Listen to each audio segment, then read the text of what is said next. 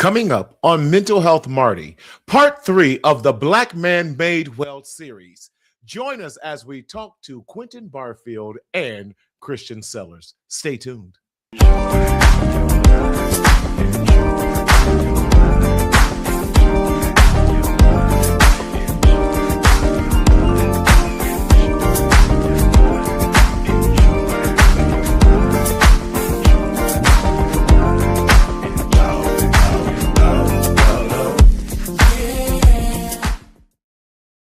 What's up, everybody? Hey, it's me, it's your boy, it's your host, Martina Sellers of Mental Health Marty, coming to you live, as always, in living color in Southern California. Well, I would love to say where the sun is always shining, but we've been having some rain, and thank God for rain. It definitely beats the snow. Give me rain any day, but we hope that you're doing well and that everyone is just moving along. Let us know where you're listening from. But I am so excited as we continue this part three of the Black Man Made Well.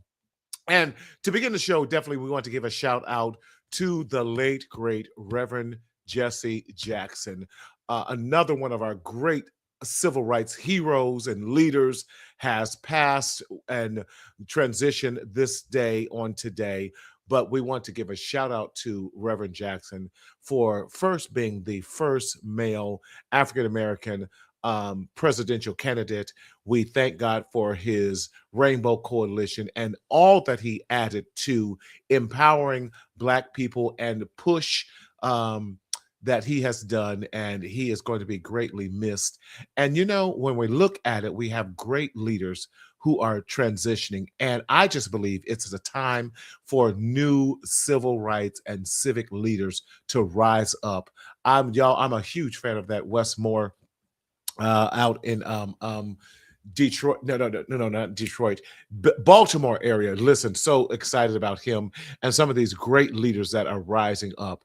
But now is a time for us not to be quiet, but we have to speak up, speak out, so that we can live our best lives.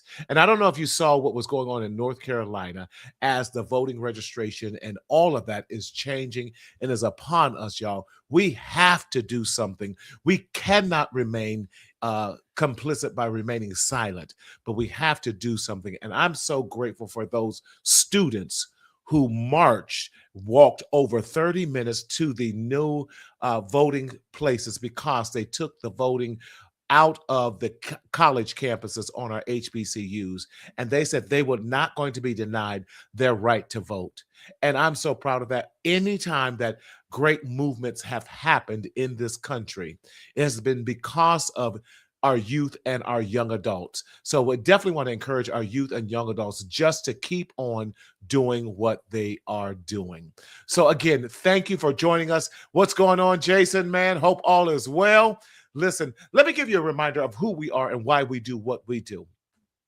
The Mental Health Marty Show is strictly, we are mental health advocates. We are not your therapist. We are not in place of your psychiatrist or your psychologist or anything like that. We are simply bringing highlights to mental health and to be this psychosocial group as we're doing this psychosocial education and strictly that. So if you are experiencing any type of mental health crisis, we definitely want you to call 988 or go to your nearest urgent care for further treatment and health. Mental health is something that we don't want you to play with. And just because you get mental health treatment or you seek out mental health does not necessarily mean that you have a mental health diagnosis or a crisis. We all need a safe space where we can talk and have let our guards down and get the necessary help that we sometimes need. We all need support sometimes. Even the strong man, even the strong woman needs to know that they can find psychological safety and have the psychological fortitude to continue in this fight that we are going and we're experiencing right now. Because many of us are experiencing a lot of fatigue that just keeps going on from the constant reminder of everything that is going on in our current state of this world. And it gets tiresome. But we want you to have a safe place again where you can come, unwind, take a deep breath, and know that everything's going to be okay. Sometimes we just need to recharge, and that's all that we want to do is helpfully have the conversations so that you can recharge and get back on this field called life so that we can help others along the way. So again, thank you so much. So if you've been joining us these past few weeks, during the month of February, for the past few years, I've been doing this whole series on the Black man made well. Why the Black man made well? Because too often we secretly suffer in silence, in the shadow of shame for a lot of Black men. Oftentimes, we don't talk about mental health diagnosis. We don't talk about mental health crises. We don't talk about our feelings and emotions or any of those things because we were always taught to suck it up. We were always taught to be quiet. We were always taught to suppress it.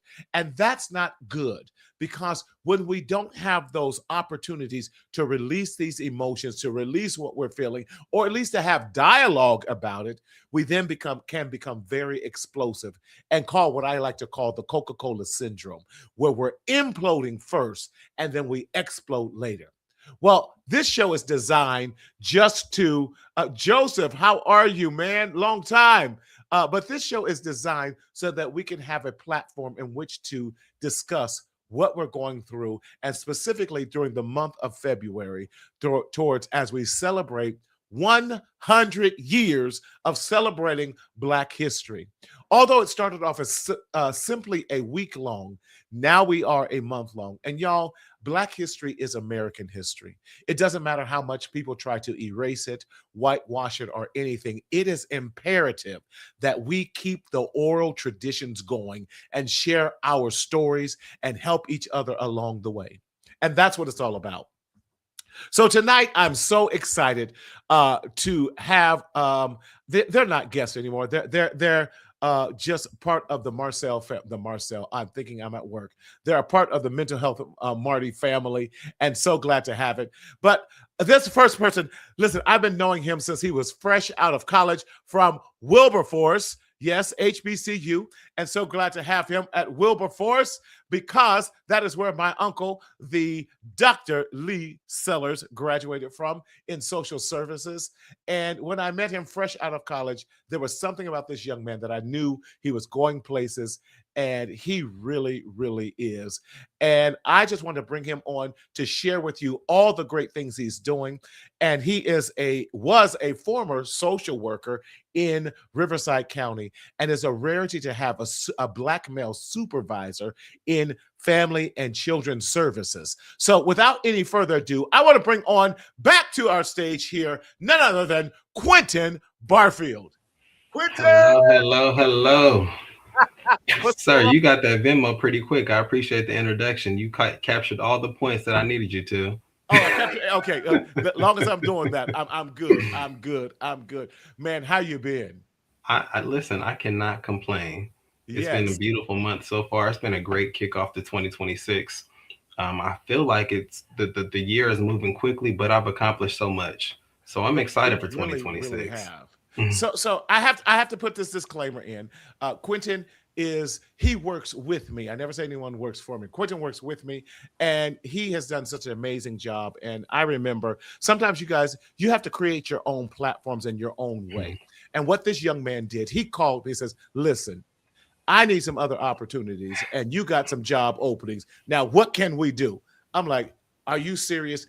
You know how there's some people that you will find a position or find something. Quentin, that was you, and I was so honored. I know your ethic, your work ethics. I know you're a devoted husband, a devoted father. Have worked your way through many, many systems and even navigating that. But for those who may not know who you are, tell us who you are, and then we're going to jump into some other questions. So, Quentin. So I'm a father. I'm a dad. I take that as both because I think they're different responsibilities. Mm-hmm. Um, I'm a husband. I Yes. currently work obviously as the AVP for family services, Wait, but what is my the heart. AVP? What's the AVP? Listen, we're not gonna go down the rabbit hole. Yes, I recently sat in this new seat, so I serve as the AVP. But in this space, I serve as a father. My heart is Yes. with fathers, and thank you I for the love that. intro about creating lanes and holding the space. Yeah. But just know that it's because of you. I followed the heart of you. Wow. When I Wow. first graduated and you took me on to be a mentee, whether you knew that I was in that space or not, um, I saw the vision before the Marcel had a brick and mortar, before it was a Wow. building, before it was a consulting firm.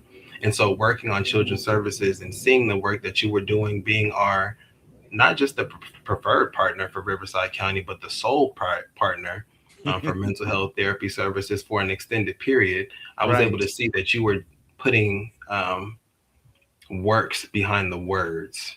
And Yeah. then I saw the vision and trusted the heart of you, which made me take the Wow. shift. And I think it was God that created that space for me to be Yeah. able to have the understanding of social services, seeing the disproportionate number of African Americans sitting in that Yes. space and not getting Yes. the care that they needed, to see how fathers were left out of certain rooms and certain Yes. conversations, planning meetings, and then seeing what you were doing. It was just a perfect marriage for me to be able to come over and sit in that space. Um, Wow. Wow. Man, I appreciate you. But you said some very, very key points. Being a black man in social services, and that industry is dominated by our white female counterparts.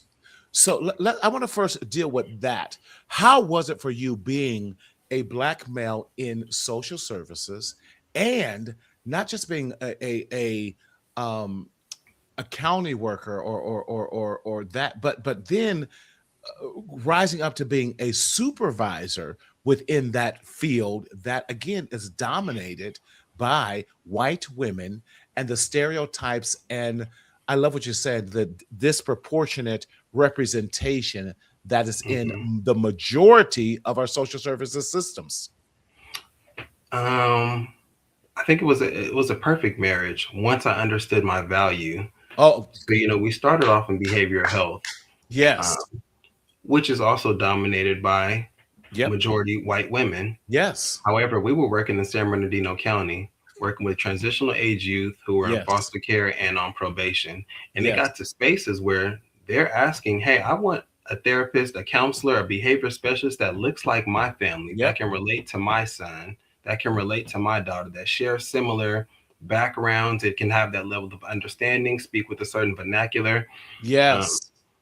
and so I was being requested for these more challenging cases, which I loved. And Yeah. then transitioning over into foster family services, into social work, I was Yes. the only black male supervisor in my office, Mm. um, of about 200 staff that worked in that space, and I was the only one. Wait, But let's say those dynamics again, because I think that those dynamics mirror so much of our counties. LA mhm, County might be a little bit different when we're looking at California, Oakland a little bit, but for when we're talking about the majority of the counties in California, and I dare to say even across our nation, you have some exceptions: Atlanta, DC, New York, Chicago, some of those, but most of them don't look like that. so, and a lot of people are fearful of child support, uh, Yes. social services, of foster Yes. care. Uh, Yes. I think there's a negative connotation, specifically when it comes to the African American community. Yes. However, how do we not sit in that seat when you have people that make changes and write policies and procedures for you, That but affects us doesn't they don't directly. have your voice? Yes. So someone needs to take on that challenge to be able to sit in this room and say, hey, yes, we're supposed to check our biases, and that happens with having open conversation, by having open There we go. dialogue. But if you Yes. don't have representation in the room, it's easy to get overlooked. So it was Yes. important for me to sit in that seat so I can make change from the inside. When I heard about the RDD Act, which is the Racial Disparity Disproportionality Act, and when they created that coalition, I needed to sit in Yes. that space to see, why is there an overwhelming amount of African American children in foster care for Yes. 4 to 5 times longer than any other nationality nationwide, and our Talk to population is us. so much smaller? What what Yes. what is happening? Yeah. Who's making these decisions? And if we're not in the room, I love what you're saying. If we're not in the room to help change policy, then we're only perpetuating a problem and fighting. So I thank you for the doors that you fought to open up, because when we first got this Riverside contract, and we were servicing some of the clients, I had one of the white female social workers called me and says, "Hey, I'm having so many problems with this client." And she was an African American woman, and she had her children removed, and so she was cussing that social worker out like crazy. And I'm like, "Whoa, girlfriend, listen, listen, what is going on? Talk to me. You have safety. I don't, you're under the protection of confidentiality and all those things." I said, Mhm. talk to me. What is going on that you will not listen to this social worker at all? And she shared with me, Quentin. She goes, she was the same social worker that removed me from my mother's Hmm. house. And now she's done it and removed my children from my house. And she Hmm. goes, and then she had the audacity not to even remember who I was. She goes, yeah, I can't. And then she went on, okay, okay. I said, so let me do this. Can I intercede somehow? And so I Hmm. was able to share with the social worker. I said, she's angry with you and the system. I said, you removed her from her mother. And then when she got it, it clicked. She goes, oh my God, I didn't even realize that. So those type of things that keep perpetuating the systems and the problems that's plaguing our communities and our Black and brown communities. And so you were a wonderful example of buffering that for a lot of the patients, and then even training a lot of the social workers to think outside the box. But when we think about that, Quentin, how was that an easy task, or what were some of the challenges that you faced even within the system? Um, Without I throwing, think we're not throwing Riverside under the bus or anything like. no, no, So, no. so I think yeah. sometimes it's difficult to have that conversation Mm, when you are the only person that speaks that language. I think one mm, of the things that's that good. helped keep me in that space is I had a supervisor who shared the same heart that I did and was able Nice. to advocate for me and support me in Yes. having those conversations, to sit in the room Yes. with the deputy director, to sit in the room with Yes. an attorney and a judge. Um, and I was able to build my credibility. I think what helped the Yes. most was being able to work in the courts. So I worked in the court systems for about 2 years. And once you get a representation in any court, but specifically in juvenile court, your Yes. word is gold. And Yes. so being able to have those conversations in chambers with attorneys and in chambers with judges, and they respect my position and see that I'm being So equitable, yes. um, they're going to value my word and my opinion. And it's not just people who look like me. Right. That, however, that was my focus, is really to make sure that we had an advocate and had a voice, but being fair across the board. Yes. So I think No. just making sure that you have that support, you have that backing, and that you're respectful in how you present the information. A lot of times we get emotional about certain Mm-hmm. conversations that may hit closer to home, and I need to check my own values as well to make sure that I'm not speaking out of emotion, but provide facts. And when you Yes. put facts in front of people, they can't deny that, because it's not me that's saying it, it's the numbers. These are the I love it. statistics, this is the data. I And so love it. I now love I'm it. forcing you to respond to this information, not respond to me and my Right. feelings, but for what's being presented in front of you. Exactly, exactly, exactly. So yes, yes. Hey, so man, listen, I got you and Tone on next week. So, oh, by the way, you'll see that email later. So anyway, I got but Mr. Excuse me, President Alonzo Duncan from 100 Black Men on here. So we're gonna be doing a special highlight on the 100 Black Men next week and everything. But listen, let me bring on Christian too as we talk about some other things. So y'all, I'm glad to have my son on here who's coming on to none other than Christian Sellers. What's going on? What's going on? What's going on? Good people, how's everybody doing? We're doing Prince, all right, sir. good to see you, sir. Boss man, good to see you, sir. Good to see you, sir. Yes, I forgot. I forgot, all this good stuff going on and everything.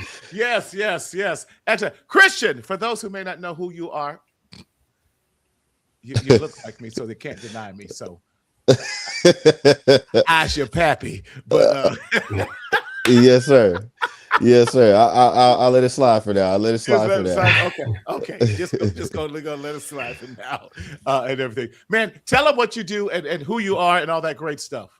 Yes, yes. So I'm Christian Sellers. So what I do at Marcel Wellness Center is I am the community engagement manager, outreach manager. So what I do is pretty much go in the field, get to these streets and shake hands and basically kiss babies. But other than that, I try to I try to That's my definitely line. right. I try to definitely massage, our partnerships that we do in the community, get out in the community, create these different events for not only our team and our staff, but for the community as well too. So yeah, that's what I do. I love it. I love it.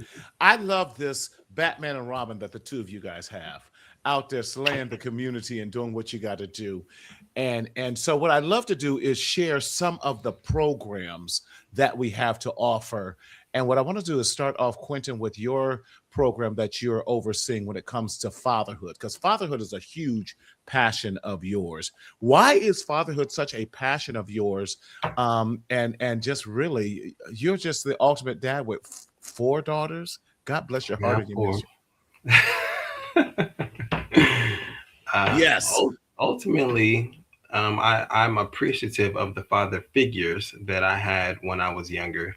My Okay. dad has been in and out. He struggles with substance abuse still. Uh-huh. Mhm. And so I just didn't have someone that was in that void, but my mother put me in positions to have father figures that were able to give me guidance, give me advice, Right. and just help me maneuver through certain situations. So I didn't necessarily have a blueprint of what what it looked like to have a healthy relationship with your children, but I knew what not to do. So I had the starting points of that. Um, but then just working in the behavioral health space and in social services space, just to see that there's not a space for Right. fathers in these Right. rooms. When I went to social services and found out doing these investigations, because I started as an investigative social worker, Mhm. that I had repeat mothers who were having intervention with CPS, and the Mhm. fathers were never contacted. They weren't informed. They didn't know that their children were put at risk. They Right. weren't a part of safety plans. They weren't even Right. notified that these things were happening, which I think is insane because there needs to be a protective parent. But if the Yes. social worker, if the system is not even reaching out to engage the father, who's going to push that change? That's right. That's Um, right.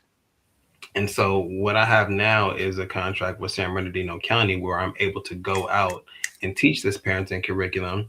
But it's not just that. So what started as curriculum, I think the shift for this year is really changing the systems of change. And I kind of went down a rabbit hole at the end of last year with a study that I found from Alameda County up north. Mhm. And they created these 7 fatherhood friendly principles, just talking about including the needs of fathers, including them in the case plans. So there's 7 different principles. I think the one that stuck out the most was expect father participation. Mm. Mm. So inviting and Mm. expecting are not the same thing. So we want to create space to make sure that you are valued. This is not just sending you a text message or letting you know about an appointment. I'm catering around your schedule. I'm changing the language. I'm changing the visuals that are in the office. We have so many Yes. forms where there's only a space for one parent to fill out information. Things like that can turn me off immediately. Well, Right. where am I? You don't even have my contact information because you only Right. need one parent. You're expecting only mom to bring this child to this appointment. You're Thank you. expecting mom to only be a part of this case plan. So really going out and speaking to different agencies about systems of change. And I've learned that what you measure sticks around. Mm. So it's not just Mm. taking in data, it's making sure that we have data that we are intentionally collecting about fathers, because then we're going to be able to measure that and see where we can improve I the love that. engagement, where can we improve the involvement of dad. So I've been able to be a part of the community advisory board for San Bernardino County. I presented to 36 agencies 2 weeks ago to discuss Yes. these actual principles and how we're Yes. able to change the systems, and gave them some immediate action items to show what it is we can Yes. do and how we measure that. So that's what really where my heart is, just to make sure that I create room That's right. for fathers to be vulnerable, to not just be the disciplinarians, but That's how are right. you engaged? There needs to be both sides of the spectrum that are accounted for. Yes, you need to be the disciplinarian, but you also should be the nurturer. And I don't Ex- think that's something that's highlighted enough. I love Mm. that. So the curriculum that I'm using currently is nurturing fathers, and Yes. in this, I think we see such a shift because oftentimes parents come in and say, "Hey, these are the behaviors that I'm seeing. These are the issues that my child is showing me. What's the antidote to fix it?" And oftentimes, the curriculum is not about the children, it's about No, us, that's right. our That's right. unmet needs, how we manage stress, how we manage anger, how we deliver information. And that's really what the shift is. So, really working with dads and creating an opportunity for us to have a platform in a safe space where it's non judgmental and we can help teach tools to each other. I love it. Listen, So, y'all, it's so powerful. if you yeah, he's listen, y'all need to call every dad, uncle, brother, whatever, future dad, get them on this show and get them listening, because Quentin is giving he's spitting some knowledge, y'all, and he's setting us up for success. There's his email for those of you, qbarfield@marcelwc.com. Listen, we put it on there because we are about helping fathers, Black fathers and brown fathers, to let them know that you have support, you got help. We are not the experts. Yes, we are. We are the experts. Now we're not going to testify for you. Now that's a whole nother story. But we want to set you up for success. I love what you said about the representation and expecting fathers to be there, because you're so right. Too often, fathers are discounted. Fathers are left out. Fathers are not even made aware of all of those things.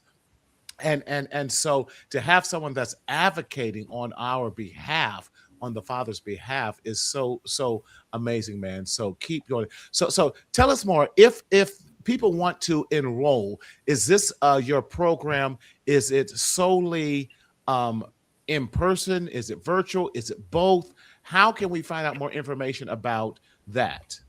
So I offer the program in a hybrid setting. So I do prefer in person. I think the camaraderie that's built in that space is so important, and I do hold those at the Center Lake office in Ontario.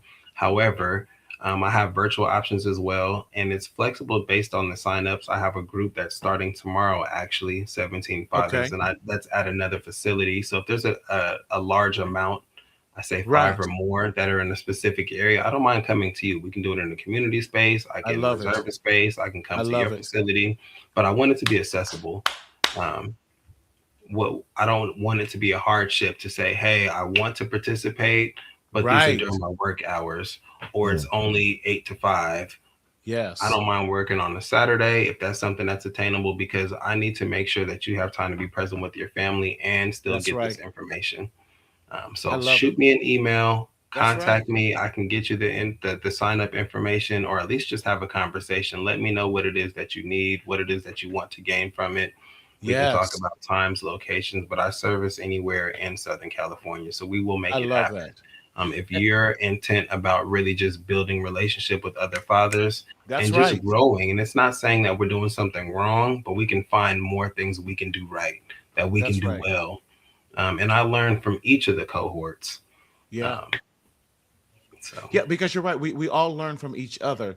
And y'all, Quentin and I are announcing that we're going to be starting a podcast that's going to be strictly for fathers. And so we're in the studio getting that ready. So we hope to drop that in by the first or second week of March at the latest.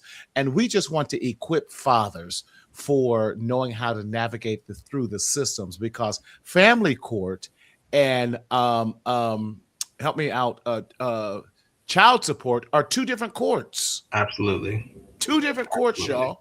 And one doesn't, they can have influence, but one does not dictate. Just because you're behind on your child support, although we don't ever want you to be behind, you still have a right to see your children. You still have your right to visit. Absolutely. Yes. And you should exercise that right. Thank you. But we can talk about, on the podcast, we'll talk about how to navigate that system, because I have experience on both sides. And we should not gatekeep. We should be helping each other navigate through. That's right. So that's right. And knowing the difference between a voluntary child support versus a mandated one that's deducted out of your paycheck and all those. Yes. All those type of things. So Quentin, thank you for that. Christian, you're also doing some amazing work out in the community. And the current program that you are doing is called Score a Lunch with a Empire Striker. Talk to us about that program and what that entails and what it's all about. Yes. So we have a major partnership that we started this year with the Empire Strikers, which is the professional indoor soccer team here in Ontario at Toyota Arena. So if you need Yes, some sir. tickets, please let us know. Yes. It's a phenomenal experience. I'm a basketball guy, as you see, so I have Kobe all on my jacket today. But if you're into fast pace, up and down, action, then the Strikers is the way to go. So please let us know about any tickets. But definitely for the Score Lunch program, what we wanted to do was definitely give the opportunity to kids who are growing, right? So Yes. especially in the space of not just getting on them about their grades if they're having a 4.5 or a 4.0 or a 3.0, but growing in that space. So we Yes. definitely have a drawing for all our kiddos.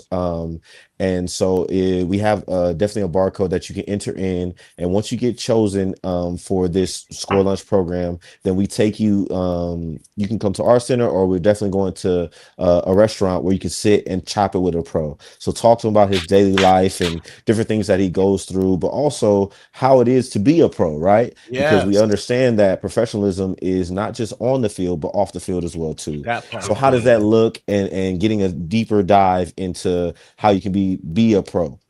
So yes, I love it. I that's what we're love it. trying to So, offer. so Yes. the program is phenomenal. It really, really is. And talk to us about, you just did a camp yesterday, a clinic rather, Yes. a soccer Yes. clinic. And so when you're hosting these soccer clinics with the Empire Strikers, and y'all, it is wonderful to have this one-on-one that these kids. You had about 30 kids come out on Yes. yesterday in the rain. Had it not been raining, you probably would have had about a good 50. Yes. That these professional soccer players play one-on-one with them. Tony, you enjoyed it yesterday. Yes. Okay. Yeah. We're being. I'm playing double duty, Dad. Wave. Hi. Okay.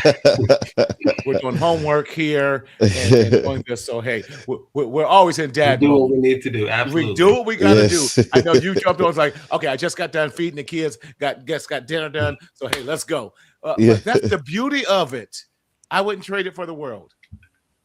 Yes. Yes. Yes. Yes. But Yes. talk to us about what even some of these soccer camps, and Yes. I know we want to try and plan some after, during the summertime, and Mhm. even playing a basketball camp. What is the purpose Yes. of these camps, and why are they so important for young people to participate in?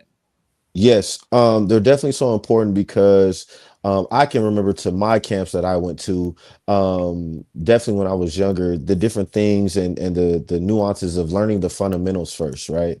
So Right. learning the fundamentals and just learning if I like the sport or not, right? I Right. think camps are great gaugers to know if I really like the sport or I really want to keep practicing or what have you. But definitely the interaction with the pros is something that and the engagement, right? So what I was watching yesterday is definitely when they were going through kind of the skills things, they were challenging some of the advanced ones, but also the beginner ones that are just kind of learning and they're just getting frustrated and different things. And he's like, it's okay, like this is your first time.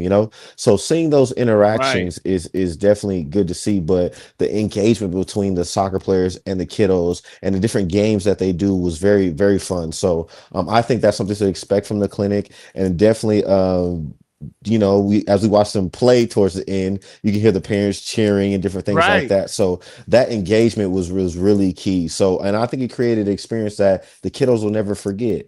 So, and it's something I know I never forgot. So I definitely want to create those experiences more and more, whether it be with soccer or basketball or even baseball. So that's something I'm definitely looking That into. Yeah. exposure is so important, just to be able Yes. to see a different world, something Yes. that's attainable to you that you may not have ever Yes. even thought about. Last night, and I'm sending an email tomorrow because I got some great feedback just about nonprofit night that we had last night at the Really. Strikers game.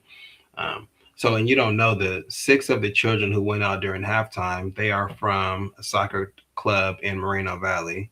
So the littles, they play soccer. They're actually going to the state Right. game next Right. week.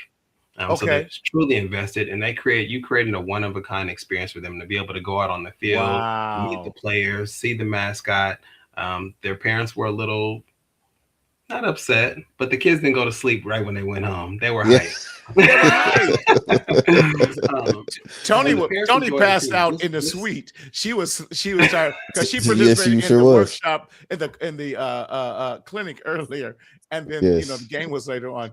By fourth Yes. quarter, she was like, But just a one of a kind experience for them to where yes, they were excited to go to practice today, not only to tell their friends obviously about what that experience looked like, but to right, try and get better and achieve that level to be able to yes, play on a professional team. That's not something that they were looking to do. They were going out for an extracurricular right, activity just because their parents wanted them to burn off energy. But now they see that there's something more to this, and they want the opportunity to be able to help other people, other young kids, the way that they were mentored and guided just yesterday right. during that experience. So kudos to you for reaching out to the community and creating these experiences for children who may not have that opportunity outside of this space. Because Definitely. you gave out some 200 tickets to the community on yesterday. Just So And about. packed it out in the rain. right Yes. in the In the rain. rain. Yes. You were giving out, and you all I saw was you running all around the arena. Like, get some tickets here. Wait a minute, someone's at this door. Well, that's the northwest door. Well, that's the southeast door. So you were just running, getting tickets. But that's what it's Yep. about. We and I love what we're talking about. Not just transforming lives, but we're healing hearts. We're strengthening families, and we are growing communities. And what And that looks like, growing and And I just serving the want to community. say, oh, and it wasn't just about the kids. This It created wasn't. a free family event That's right. where if you don't have the resources to take them to a professional game, or this was a bonding opportunity for you to take Right. the kids out, bring your families out. I had my kids there last night as well, just to be able to see what that looks like and have those conversations, because gifts are great. The memories and the experiences mean even more. You can have these conversations ongoing. It's going to be dinner time conversations as soon as we're done here. Right. Well, Dr. Just J to be was able to share. Yeah, Dr. J was just even sharing about her 3-year-old granddaughter and how much fun she had. And she just thought she went from shaking the soccer player's hands to she was shaking everyone else's hands as if she was a professional player. But it's that type, right. It's that type of mentality that helps, it exposes our kids to something different as well. And soccer is one of the most recognizable world sports. And we're doing that. But Quentin, Yes. I want to talk about you. You said something earlier. You talked about how it was a family night, and why is that so important especially for fathers who may not know what to do with their children, but we're creating that new experience. Because oftentimes when you don't have those experiences as a family, your role is stuck in as being a disciplinarian or Mhm. just focusing on times where Mm. you have to intervene. Right. And when you have that, it's important to have a relationship because your kids know that it's Yes. coming from a place of love, that you're not just there to Yes. crack the whip, but you're there to have that chit chat time as well. That's one of the keys, is creating opportunities to have conversations about anything outside of the norm, so Mhm. that you get to know your kids, you get to know their friends.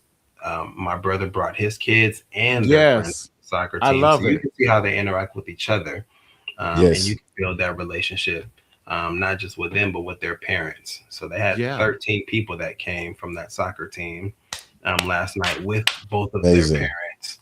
That's Um, great. and some of their parents are not together, but they Right. came together to Wow. support the child. So that's just an experience in itself that Yes. maybe others don't see, but that child does. Wow. Yeah, you're right, because every child, even when they're your parents might be separated, divorced, or what have you, we set up a beautiful model that although we may not get along or together, but we've come together for you, and we can lay aside our differences to strengthen the family as a whole, so that that kid doesn't feel like they have to make a choice, because too often our children feel like they have to choose. Well, if I act like I like mom too much, then dad's going to be sad. Mhm, If I act like I mhm. like dad too much, then mom's going to. So they're caught in the middle. But this allows the family to come together as one unit, which is beautiful. And during the fatherhood, during the cohorts, the curriculum, we Right. have a section that discusses co-parenting Love and that. really just highlighting the difference between the relationship that you may have with your child's mom and your child's relationship with their mom. those are separate. Your experiences are not your child's experiences, and you should Right. not block that relationship There we based on go. what you're thought of. So really just learning, teaching men how to navigate that space, so that we can facilitate those relationships with the other parent if we're not in the same relationship together, to make sure that we create this nurturing space for our child. Yeah. I was listening to a recent statistic, a couple of things that it talked about how women probably use about anywhere from 16 to 20,000 words per day Mm, versus a man who probably uses 7,500 words per day. Mm. mm, So that statistic just blew my mind, and mhm, in that, when we're talking about that, and women already can out talk and out speak a lot of men, but what I think the missing thing is men internalize, mm, and so when men are talking, they're looking at how to fix, and they're processing in their minds a lot Mhm. of times, where women are processing out loud, you Mhm. know Mhm. and so there's a big huge difference in that. But the other connection that I want to make is, when I think dads get a bad rap, that dads cannot be nurturing, where mm, and I love that it's called nurturing fathers, mhm, because statistics also show that a child raised in a single father household has the same outcomes emotionally as if they were raised in a dual parent household. But the converse of that is not true. When Mhm. a child is raised in a single mother household, they don't get the same thing as it was as a single father. So to me, that speaks mm, volumes, in that fathers can be disciplinarians and nurturing all at the same time. mhm. That's huge. It's It very huge. is. But that's one of the statistics that they don't want you to know about. And then that also black fathers are actually the most Number in there we one. go. Talk to us, Quentin, about it. Number one involved over any other demographic of fathers, Yes. any other Yes. nationality. And the black fathers are Yes, number one when it comes to the yes, involvement and engagement with their children. yes. And And that's And I, converse to anything that I've seen in yes. media. So it's almost as bad as the Epstein files. They're feeding yes. us lies. Oh wow. But Oh wow. seriously, Oh they're feeding wow. us lies. Like they Yes. lied about Michael Jackson. They lied about black fathers. And we have to be the ones that have to stand on the mountaintops and dispel and demyth all of the lies, because black fathers are the most involved when when systemically we have been pushed out. When we look at this, Yes. y'all done got me started now. Look, yep, When we yep. look at Hold on. go ahead, go Wait. ahead. Before we go there. Sorry, I just want to. Yeah, we got you hyped up, man. We done Y'all got got you me hyped hyped. up. Y'all got me hyped. We got me hyped up. I want to say this as well too, because I want to give my flowers to you as well, Marty. Because one thing I realized was, and not realized, but you still do, is the involvement. I remember when I was in the 5th grade, you were a part of the PTSA. Mhm. And if everybody knows Marty, so Marty was president, and no, you were over No, I was fundraising. me. Yep, Yep, you were over ways and means. fundraising. So this one, I'm in the 5th grade, and I'm just looking like, okay, I know we got a fundraiser coming up. You telling me, oh, we got something big coming up tomorrow. I'm like, what is going on? All of a sudden, I see them passing you the mic. I said, wait a minute. Hold on. Wait, he's supposed to be Mhm. the background, but it just goes to show that, the involvement that you have, I still remember till this day, right? Wow. So that's just a little something, a little snippet. And then the watchdogs thing, we still talk about it. So Yeah. we talk about that presence of being on the elementary school campuses. So Yeah. yeah, sorry, I just wanted to throw that out there. My bad. No, I've well, been thank you. I've been quiet. So No. But for me, as your father, I thought it was my responsibility and my honor to show up and to do those things and to be there. And I also knew I had to protect you as as a young black boy in classrooms that did not necessarily. Because when was your first black teacher that you had? High school oh, I had or was I it had middle one in school? I had one in middle school, but we left, but Right. not until high school. Yeah, not Yeah, until high school. exactly. Yeah. So it was my responsibility as your father to protect Hmm. you in those situations too, because we look at when you start about third, fourth, fifth grade is when they start pushing young black boys to the back of the classroom. Hold on. Mm-mm. Oh, excuse me. That was a Bless you. sneeze. It was coming up. Right. Sorry, bless you. Um, no, it wasn't tears that time. But and so I had to make sure, I want to make sure that you were being treated properly, that they heard you, that you were seen and heard and valued and all of that. So I did it for two reasons. One, I thought it was my responsibility as your father, but two, I wasn't going to let them just do anything. So I needed all of them to know me so I can have free access to walk up in the class when I needed to. I did that in third grade. Yeah, Can I help you? No, I'm fine. I'm just evaluating you because my son is coming home complaining about you. So I want to see how you're teaching him. 100%. 100%. Well, that's for look, part two coming by, education and the black homes, another podcast, another podcast, another podcast.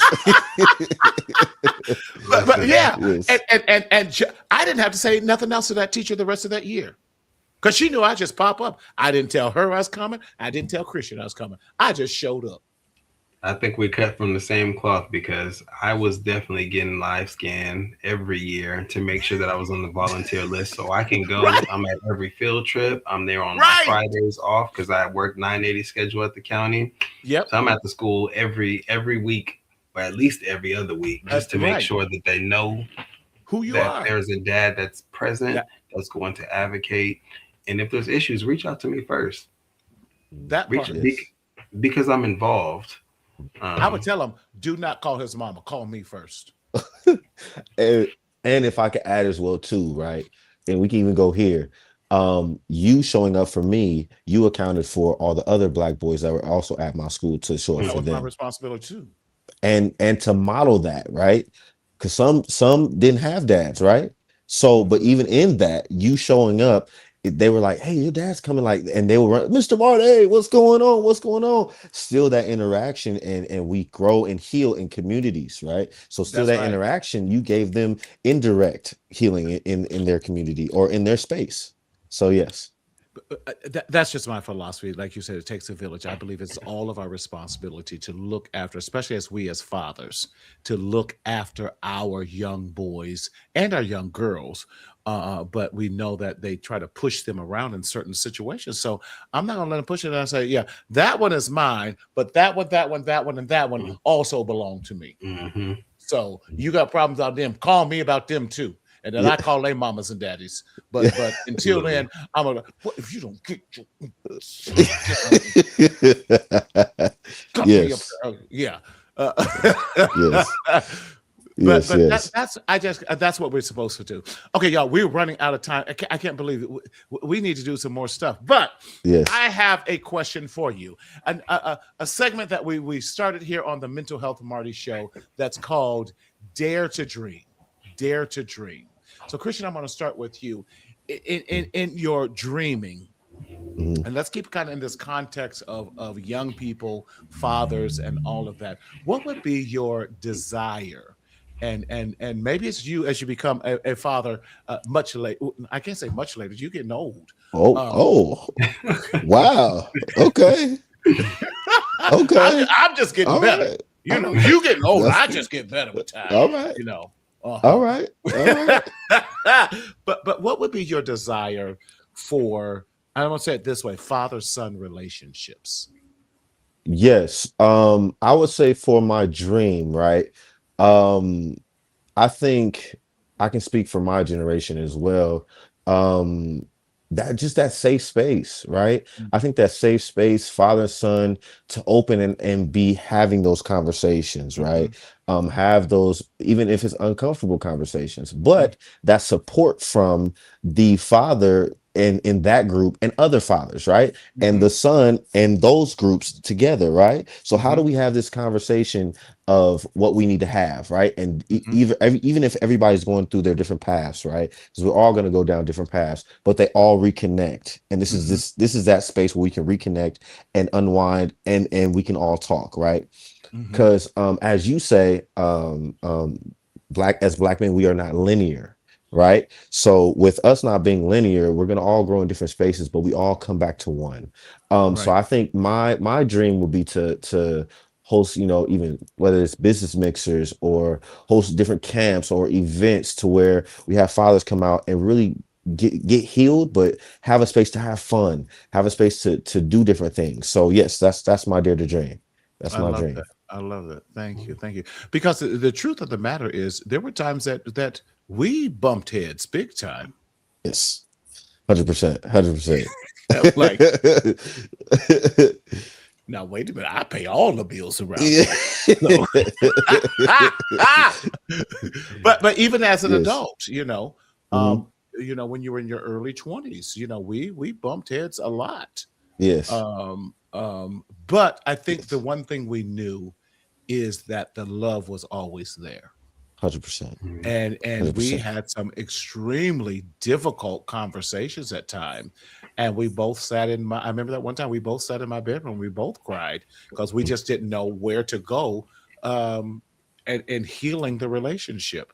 And we just said, you know what, we're not going to resolve it today, but know that I love you, and that's not going to change. And so that, 100%. yeah, yeah. 100%. And I think even in that time, right? Time is the best healer, right? Mm, And so as we grew over time, right, and different things start happening and my experiences got better, I found an understanding. I found mhm. a middle ground to where it was just like, okay, I see now what he was talking about when I was younger. I see now that this is going on. And so now I'm like, I'm super, I don't even have to speak with you sometimes. I already know what you're thinking. I already You know. don't know me. I already know. So and that's my, I think as a son, that's my job, is to elevate, not elevate, but to push you forward and push you to know, hey, have you heard about Marty Sellers? I know him. Do you know him though? Like, you need to know him. So that, I think that's where my Mhm, heart continue to go into. And so as we grow and as we continue to grow, I think the love just becomes, you became my best friend.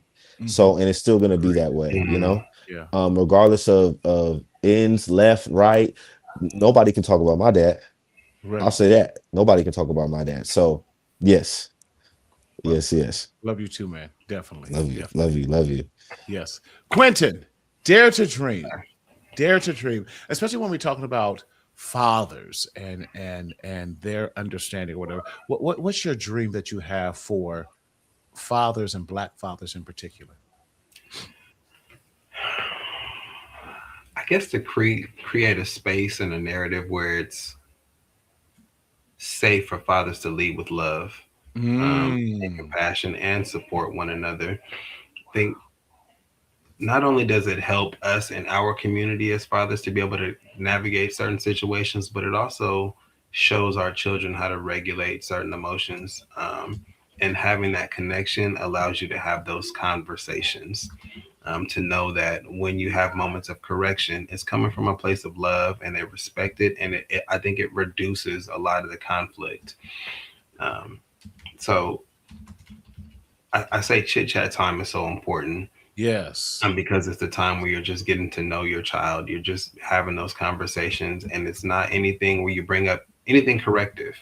That's not the space for that. Even if there's something you need to address, you need to create a space of safety and security.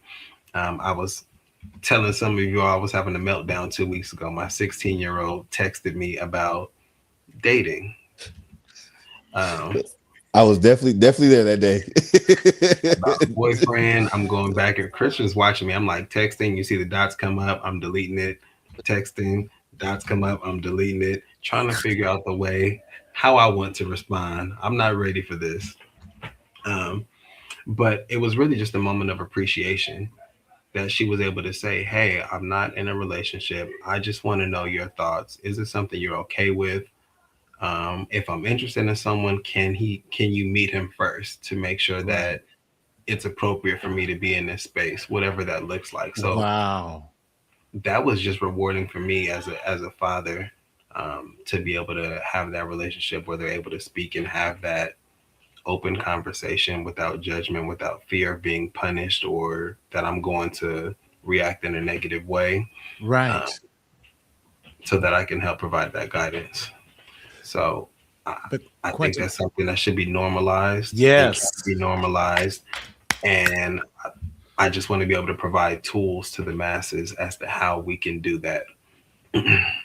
I love that because you're talking about, and that happens once you have a relationship that your daughter felt safe enough to come to you to ask you about dating and what that looks like, even though it might not have been a convenient time. And I love that she used their method, which is this, The texting.